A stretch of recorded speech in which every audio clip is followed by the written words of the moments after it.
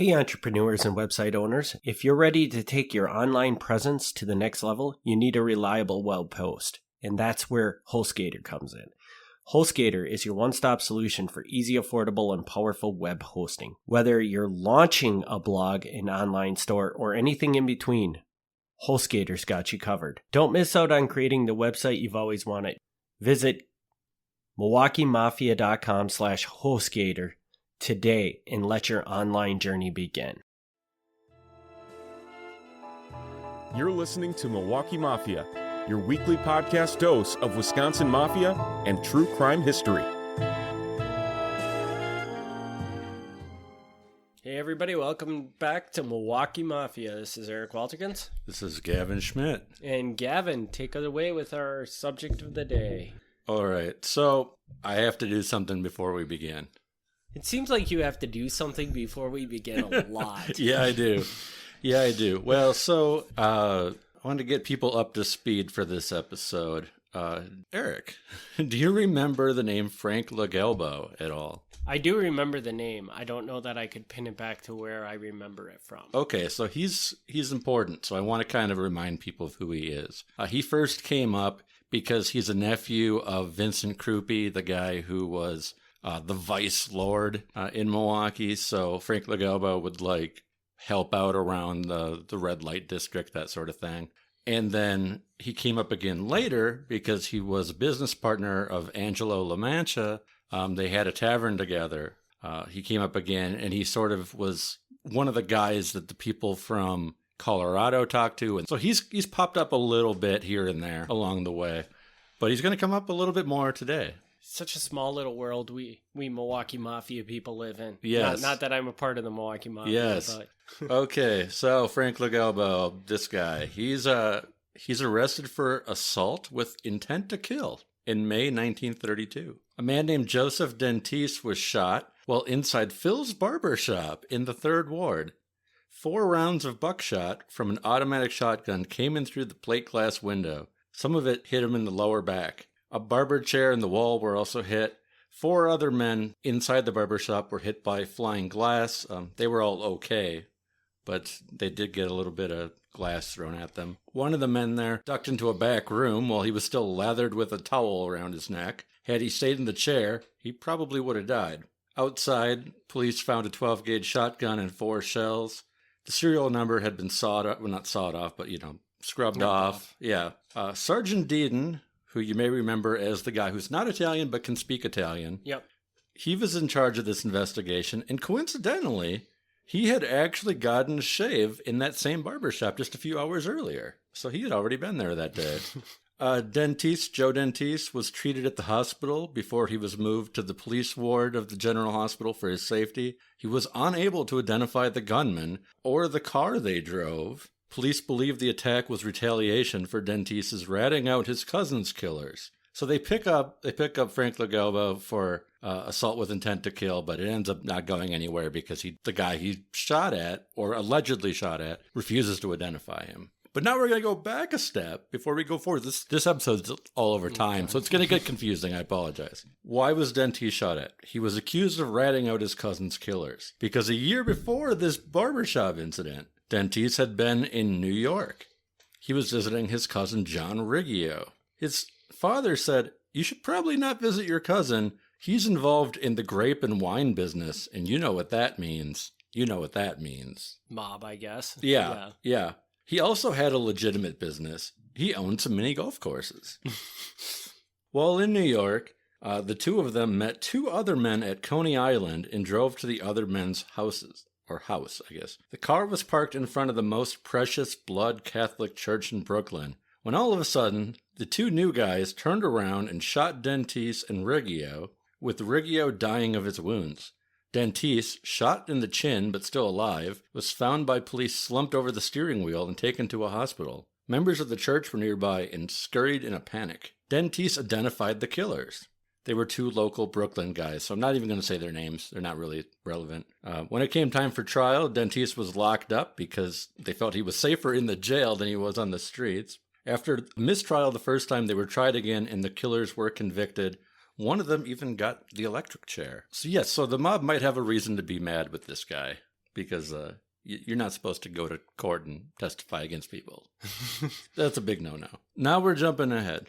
Now we're up to 19... Hold on one second, because maybe I'm really confused here. But okay. So the Milwaukee Mafia is upset because this guy testified that somebody killed somebody in Brooklyn? Yes. You are not confused.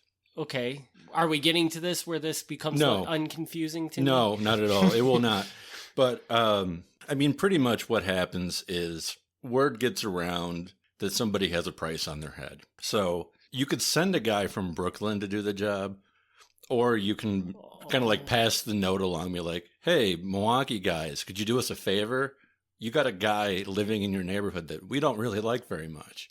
Do the Milwaukee guys care all that much about this guy? No. But they probably got word, if this is what actually happened, they probably got word from Brooklyn that, this guy needs to be taught a lesson. Yeah. So do you so there's not, it's not like they're like working together all the time, but you do that. I mean, if you got somebody who moves to another area, they either have to join the new group, or if they're a problem, they have to be removed. I mean, there is business that has to be handled when people move place to place. I'm just curious, do you have any idea in the situations where this would happen? I guess it would be the New York mob, would they pay the Milwaukee mob to do this? Or is this just something you do as a favor to each other? It could go both ways. It goes both ways? Yeah. I mean, generally I'd say it's just a favor, but as we're going to find out soon, there is money going around. Now we're going to get back to being confusing again. Okay. So now we're going to jump back to a completely different era. Now it's current day, 1937.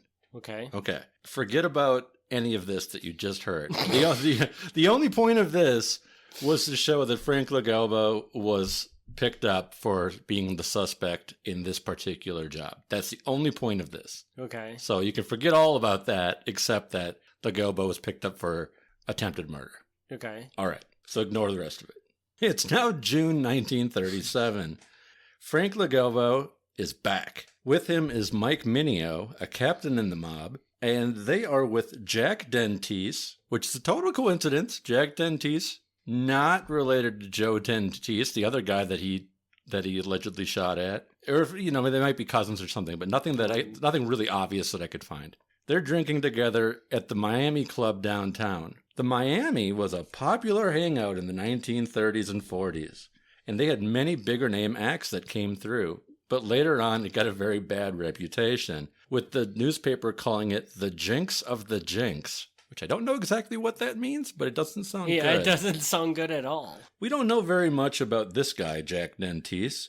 We know he was 29, divorced. He lived with his brother.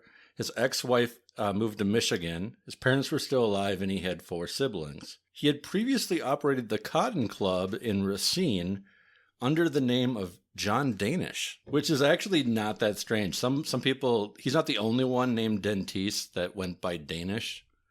I don't know. Maybe it was easier for some people to say. I'm not sure. Within an hour of leaving the Miami Club, it's after midnight, and Dentice is found dead. He's shot in the head and his upper left arm. The body was left in his Ford V8 at the corner of Jefferson and Menominee in Milwaukee. The radio and headlights were still on. Police immediately picked up Frank LaGalbo outside the Little Italy Tavern. Dentice's clothes were sent to Madison for examination. LaGalbo's hands were given wax impressions, and it was shown that there was gunpowder on his hands, which usually means that you had recently fired a gun. So for people who don't know, they'll actually put your hand like in wax, and they'll look at the wax, and gunpowder residue will come off. And there's not a good reason that gunpowder residue should be on your hands. Unless you fired a gun. Unless you fired a gun. Unless you fired a gun. And this is also, like, sometimes when they're investigating, this is how they can tell if something's like a murder or a suicide. Because if it looks like a suicide, but there's none of this blast residue, like, around somebody, they are not the one who fired the gun on themselves. Because your arm doesn't stretch far enough to not get powder on you. He could be standing next to a guy who fired a gun and get on him. That's possible. But either way, he's pretty close to a gun going off. LaGalbo admitted that he was drinking with Jack Dentice, but he insisted that they were strangers and had never met before. Police suspected that 2 men had been involved in the killing. One of them held Dentice's hair from the back seat while the other man shot him. LaGalbo's attorney tried to get him freed out on a writ of habeas corpus, but the plea was rejected. This is now the captain of the police speaking to the press. Captain Kramer says, quote, "We have evidence that Dentice was trying to muscle in on an illicit alcohol gang. Frank LaGalbo said to the press that he was framed and said, 'When I heard that Dentice had been killed, my blood froze. The police had to get somebody for his murder, and they picked on me.' He claimed that the powder on his hands was because he had been hunting pigeons earlier that day. He hired Mario Migna as his attorney, and Mario Migna came up in a previous episode, and I keep reminding you that he will come up again as a guy who's involved in child trafficking. So we will get to child trafficking. I don't remember the name, but I do remember the guy that was going to come up for child trafficking. Yeah. So maybe he's a great attorney. I guess I don't know. He might be a fantastic attorney, but a terrible person.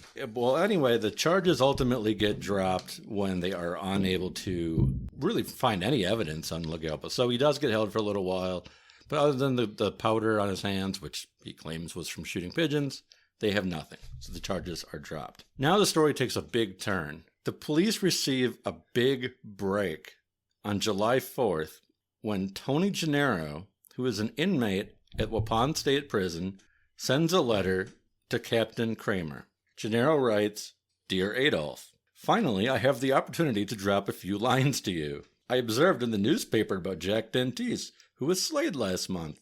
I am very sorry that this had to happen. If you are interested in this matter and you want to find out about Dentice, you can go and see Grace Gennaro. She lives on North Marshall Street. After you have questioned her, you will find out many important things concerning the argument that Jack Dentice and Frank LaGalbo had. At the time of the argument, Dentice and his woman lived with me and my wife, Grace Gennaro. The argument between Dentice and LaGalbo took place in LaGalbo's tavern. When they were in the argument, they started to fight in LaGalbo's tavern, and then the fight was finished at my house. My wife and Jack's woman and I were present at this argument. If you want to talk with me about them, I would like to talk to you alone. Please don't tell anyone about my name, because I am a prisoner, and there are many Italian fellows here from the 3rd Ward. Keep quiet, and afterward you will find out many important things concerning them. If you will go and see Grace Gennaro about this investigation, do not tell her anything about me, because in 1935 she obtained a divorce, and after she got a divorce, she has been associating with several fellows from the 3rd Ward. My best friends from the 3rd Ward took my wife away from me. She deserted me while I was in prison. She and her boyfriends have been at the Immigration Bureau many times. It seems they want me to be deported. Now, she got married again to a certain Phil DeMayo, who lives on North Marshall Street. Never would I have expected such actions from the big shots of the 3rd Ward, but everybody will pay for it. In the future, you will find out many important things for which they are responsible. Respectfully, Tony Gennaro. Wow, that story really started out as useful, and then it just kind of went off on a trail and was like, what is this guy talking about? Yeah.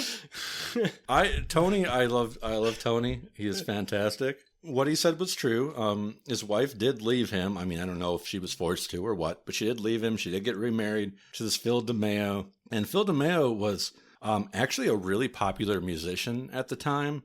He traveled around in a big band, big orchestra type thing. And he personally was an influenced guitarist, Les Paul, who you may have heard of. Yes. Okay. So actually, he was pretty influential in his own way.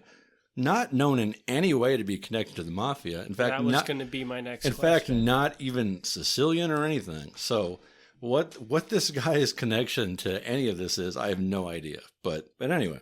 So Kramer responds, he goes, "Dear Tony, I received your letter. I wish that I could make a visit to the prison and personally see you, but due to the pressure of police business here, I am unable to get away.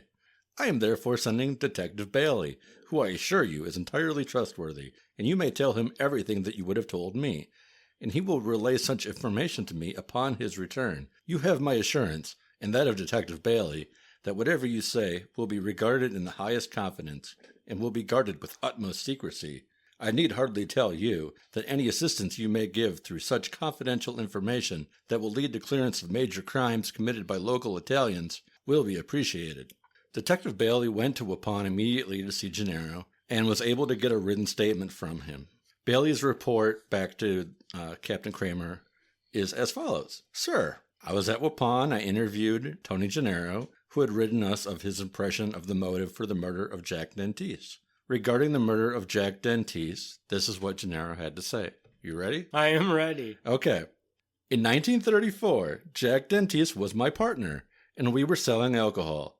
We were always in agreement. One day, we were in an argument with the gang from the 3rd Ward. A day later, Jack told me, "Hey, Tony, they're going to have a picnic, and they want me and you to be there." I thought for several minutes, and then I told my partner that I didn't want to go, but he could go if he wanted to. So Jack left me in my home with my wife and his girl, because at that time, Jack and his girl lived with me. I refused to go there because I figured there was something wrong. Never before had they invited me to their picnic, and we were always having arguments about the alcohol business. So this picnic made me suspect that they were probably ready to kill me and Jack both. When Jack went to meet them, they did not see me with him. They quickly changed their minds and no longer wanted to have a picnic. They went to LaGalbo's tavern, and they had dinner instead. During dinner, LaGalbo and Jack got into an argument about girls, and LaGalbo told Jack that his girlfriend was a prostitute, and that she worked for his uncle. When Jack heard what LaGalbo had said about his girlfriend, he came home very mad and a little drunk, and began to search for his gun to shoot Frank and Frank's gang in the 3rd Ward. The next day, Jack's girl ran away because she was afraid to live with Jack after what LaGalbo had said about her. Jack was sentenced to be killed by order of the Big Shots. LaGalbo has 3 taverns, but the licenses are with different names. Many beautiful girls work at these taverns for him, and trouble is always happening at these places. And that's all he has to say. That's his story of the murder. Not really talking about the murder at all, No, actually. no. I mean, I guess it shows that they had a relationship and there was some animosity there, right? Yeah. I mean, that's about it, though. So, like, he provides some good background there about what was going on and why he might not be liked by certain people. But yeah, it doesn't actually lead up to the day of the murder at all. Anything, or have anything really to do with the murder. Well, I mean, other than pointing towards people that possibly could have been involved, I guess. Okay. I got 2 little pieces left. Okay. I'll do one. And that's that it's not surprising that Gennaro would know about, things that had happened with his partner, Jack Dentice, because obviously, they're partners. But then he dropped the biggest bombshell of all. There were several more murders that he knew about that the Big Shots were behind. And we're going to talk about those next week. Really? Yeah. So, explain to me, what is this Big Shots? It's This is the heads of the mob. For whatever reason, he calls them the Big Shots. Okay, so it's just, these are just a bunch of mob murders that... This is an actual letter. Like, I have a copy of this letter. This is a real thing. And yeah, he calls them the Big Shots. I cleaned it up a little bit because his English is not that great. But yeah, he always refers to the bosses as the Big Shots, which I find amusing. And I like that he always says, "You will find out many important things." Yeah, I will find out many important things. Come talk to me, and I will tell you a bunch of useless information. Yes. That's funny.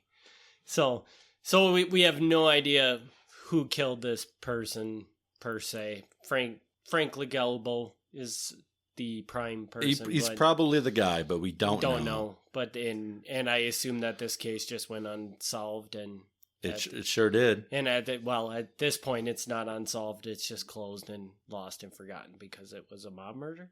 Yeah, I mean, it's nothing you can really do about it now. Yeah. All right. Well, that's another sad and depressing story where a crime doesn't get solved, but. I got my one last tiny little piece. Oh, I'm sorry. Go for it. No, that's okay. Decades later, the FBI spoke with one of their informants, and the informant said that the murder was carried out by Mike Mineo, Frank LaGalbo, and Andrew DeSalvo, who's from Racine. The motive was that Dentice was getting money from an unidentified union and was supposed to give DeSalvo part of the money, but he didn't. Now, I don't know if that's any more accurate than the other story, but it is interesting to note that, again, Frank LaGalbo is definitely named. So apparently everybody thinks that he's the guy. And he probably is the guy. He probably is the guy. I mean, one of the guys probably. Yeah. I'm sure that... Because I believe if you said earlier that think that it was two people involved. Yeah. In it, right. Yeah, they think it was two guys. But yeah, but that's sort of how it is. It's like if you don't have an eyewitness, you don't have a confession, the best you have is the gunpowder, which is pretty good evidence. But I mean, if the guy says I went out to the edge of town and shot pigeons, you can't. What can you do? What can you do? Yeah. Yeah. It's not like you can really match the gunpowder to the bullet or something like that. Yeah. So. Yeah. I mean, you go to court and one guy says, you got gunpowder in your hands. You probably murdered somebody. And the guy's like, I got gunpowder in my hands because I shot pigeons. Honestly, there's enough evidence equally. Yeah. I'm curious, as you have done this research, at what point in time do you feel like, like you say, if there's not really an eyewitness or something, you've said that over and over again, that there really isn't a whole lot they can do. Mm-hmm. When do you feel like in your research that started to change? Where? Wow. Oh, that's a great question. Because, I mean, I'm guessing, your research goes up to probably the 80s? Yeah. I mean, I don't know that I can give a definitive answer, but, I mean, this remains a problem at least through the 60s. I mean, for quite a while. Because DNA didn't exist. Well, it existed, but nobody knew about it until the end of the 1980s. Okay. It wasn't really used until the 90s. So DNA, which is like the gold standard today, completely not usable for any of this. Fingerprints were around, but you can only do so much with that. I mean, if your fingerprint's not on the shotgun, well, no good there. Nobody has security cameras. So again, unless somebody actually sees you do it, they can't catch you, Even if like an hour later you go to Walmart, nobody knows because they can't even tell what you did earlier or later in the day because there's nobody recording anything. Yeah. So really, up until first cameras, definitely, and then DNA. I mean, getting away with murder was not that hard. It's kind of terrifying to think about. It is. I mean, this is way off on a tangent, but there's a really great book that I recommend called The Poisoner's Handbook. Which is not what it sounds like, but it talks about how they developed the chemistry of trying to find poisons in bodies, like at autopsies and such. And it's fascinating because really, like, it was a constant like back and forth. Like every time they found a new way to detect a poison, there was a new poison. Yeah. So as long as you were using the poison they couldn't detect yet, you could poison people all day long, and they'd be like, "That guy had a heart attack," or "That guy did whatever." But yeah, no, I mean, to really wrap up your point, no, it is sad because if you weren't caught in the act, your chances of getting away with things were pretty good for a long time. I mean, the majority of murders are boyfriend, girlfriend, husband, wife. So usually, they know who did it and they can kind of get a case out of it. But if it's not something that's that obvious, if it's like they find a random person laying in the street, not a lot they can do about it. I can't even fault the police for it because, I mean, what are you going to do other than going around and knocking on people's doors saying, "Did you see anything?" You literally can't do anything. So, yeah. All right. Well, that's a good note to end on. Sorry. I mean, you got anything else for this episode or? No. We'll get the second part of the Tony story next time. I figured I'd split it up so we didn't do a full hour. So in the next episode, we're going to cover the letter that talks about all the other... Yes. What do we call it? The big shots. The big shots. Everything that Tony knows about the big shots. I'm just curious if this letter is just going to be a long ramble on about nothing. We'll find out. Stay tuned for next week's episode to see if it's just a long ramble of nothing. All right, Gavin, you want to hit them with some contact info? Oh, yeah, sure. If you want to go to MilwaukeeMafia.com, you can find all kinds of writing there.